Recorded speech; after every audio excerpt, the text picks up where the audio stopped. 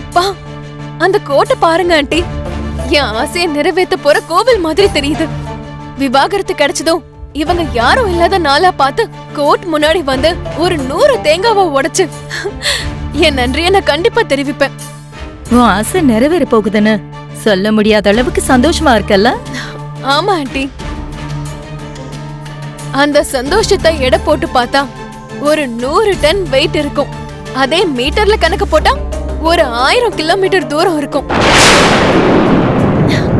அந்த சந்தோஷத்தை வார்த்தையால சொல்லணும்னா எனக்கு சொல்றதுக்கு வார்த்தையே பத்தாதுன்னு தோணுது. சரி, வா போலாம்.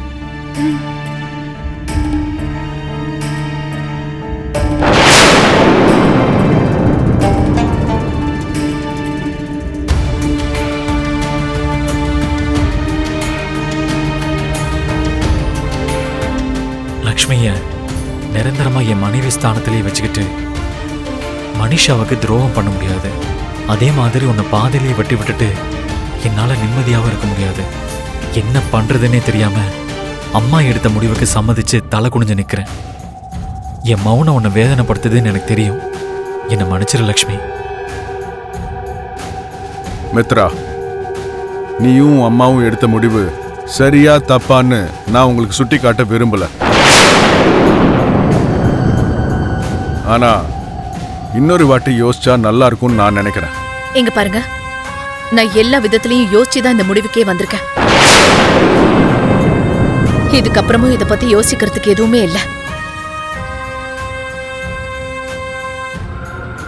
கடைசி நேரத்துல இந்த மாதிரி தேவையில்லாத குழப்பங்களை உண்டாக்க முயற்சி பண்றது நிப்பாட்டுங்க. ஐயா எந்திரிங்கய்யா. ஜோசியரே, ஐயா எந்திரிங்க. கண்ணை திறந்து பாருங்க. ஐயா எந்திரிங்கய்யா. ஐயா ஜோசியரே, ஐயா எந்திரிங்கய்யா. இங்க பாருங்க, கண்ணை திறந்து பாருங்க. ஐயா உங்களதான். எந்திரிங்க ஜோசியரே.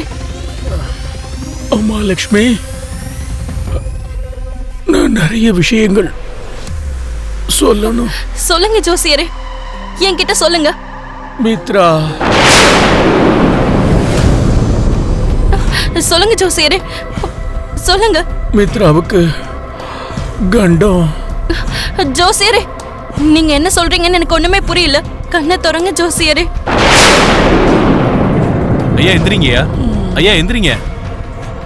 Good morning Aravinda madam. Good morning lawyer sir. என்ன சிச்சுவேஷன்? நீங்க எதுக்கும் டென்ஷன் ஆகாதீங்க மேடம். டிவோர்ஸ் கண்டிப்பா கிடைச்சிடும்.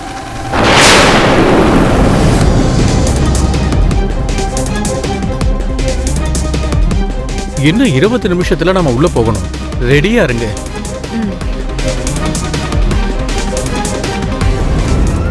காலங்காத்தால யாருக்கும் சொல்லாம எங்க வெளியே போயிருப்பான்? இவ்ளோ டைம் ஆகியும் அவ கோர்ட்டுக்கே வரல. அக்கா, டவுட்டே இல்ல. விவாகரத்துல இருந்து தப்பிக்கவோ திரும்பவும் நம்ம எல்லாரையும் இப்படி அலக்கடிக்கணும்னோ ஏதோ பெரிய பிளான் போட்டிருக்கான்னு தான் எனக்கு சந்தேகமா இருக்கு. தேவயானி, லக்ஷ்மி நேரத்துக்கு வந்துருவேன்னு சொல்லியிருக்கா. அவ கண்டிப்பா வந்துருவா. அவ வரத்துக்கு முன்னாடியே தேவையில்லாம அவ மேல பழிய சுமத்த வேண்டாம். இங்கேயும் வந்து அனாவசியமான பிரச்சனைகளை உருவாக்க வேண்டாம். நீங்க எப்ப பார்த்தாலும் நான் சொல்ற விஷயத்திலேயே தப்ப கண்டுபிடிக்கிறீங்க தவிர லக்ஷ்மி செய்யற காரியத்துல ஏன் தப்பு கண்டுபிடிக்கிறது இல்ல? ஏன் அவளை குறை சொல்ல மாட்டேங்கிறீங்க? குடும்பத்துல எல்லாரும் விவாகரத்துக்காக கோர்ட்டுக்கு வந்திருக்கோம். லக்ஷ்மியும் அவ தங்கச்சி மட்டும் எதுக்கு காணாம போனாங்க? அப்படி எங்க தான் போனாங்க? லக்ஷ்மி உண்மையிலே நம்மள ஏமாத்தணும்னு நினைச்சிருந்தா கண்டிப்பா என்னோட விஸ்வரூபத்தை அவ பாப்பா. மித்ரா, லக்ஷ்மிக்கு கால் பண்ணு. அவருக்கு கான்ஷியஸ் வருது ரொம்ப கஷ்டம். இப்ப என்ன பண்றதுக்கா? கையில இருந்த ஒரே ஒரு ஆயுதமும் இப்ப கை நழுவி போயிடுச்சுல. எல்லாருக்கும் காட்டணும்னு நினைச்ச ஒரே ஒரு ஆதாரம் இப்படி சுயநினைவே இல்லாம இருக்கே. இப்ப நம்ம என்ன பண்றதுக்கா? எனக்கும் அதுதான் ஒண்ணுமே புரியல ஜானு.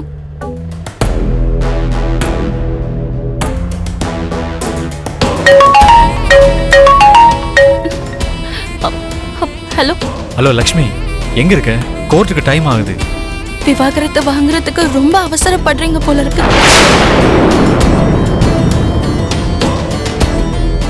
நான் எங்க வரமாட்டேன்னு பயப்படுறீங்க போல இருக்கு. நீங்க எதுவும் கவலைப்படாதீங்க. நீங்க ஆசைப்பட்டது கண்டிப்பா நடக்கும். நீங்க கேட்டது உங்களுக்கு கிடைக்கும். கோர்ட் ஆரம்பிக்கிறதுக்குள்ள நான் அங்க இருப்பேன். வைக்கிறேன்.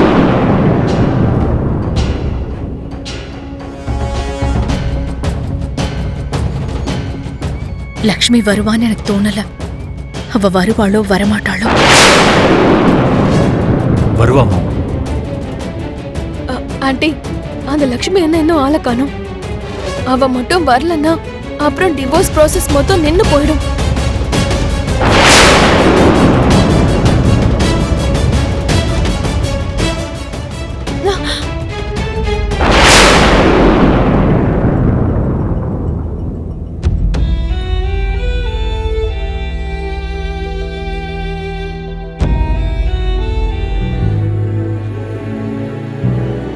மயிலார், கணவன் மனைவி 2 பேரும் பரஸ்பரம் பிரிஞ்சிடலான்னு முடிவெடுத்திருக்காங்க.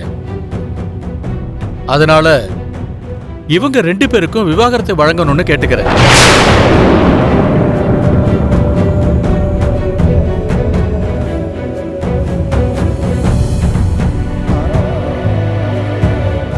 பிரிஞ்சு போகணும்னு கணவன் மனைவி 2 பேரும் முடிவு எடுத்ததுனால கொடுத்த காலக்கெடுவை ப்ரீபோன் பண்ணிருக்கோம்.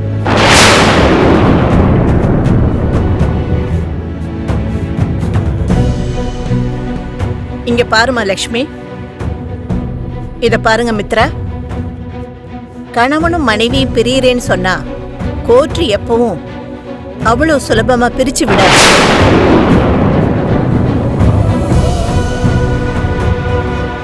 அதே மாதிரி கணவன் மனைவி சேர்ந்து இருந்தோம் அவங்களால சந்தோஷமா இருக்க முடியலன்னா சேர்ந்து வாழ சொல்லி கோர்ட் நிர்பந்திக்காது.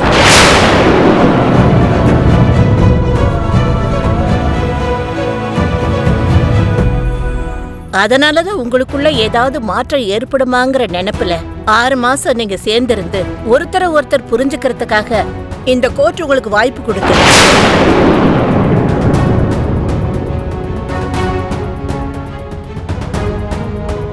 அத சரியா நீங்க பயன்படுத்திக்காம உங்களுக்கு விவாகரத்து தான் வேணும்னு நீங்க 2 பேரும் இங்க வந்திருக்கீங்க. இதுக்கப்புறம் உங்க விருப்பத்தை தெரிஞ்சுக்கிட்டு அதுக்கேத்த முடிவை கொடுக்கறத தவிர இந்த கோர்ட்டுக்கு வேற வழி இல்ல.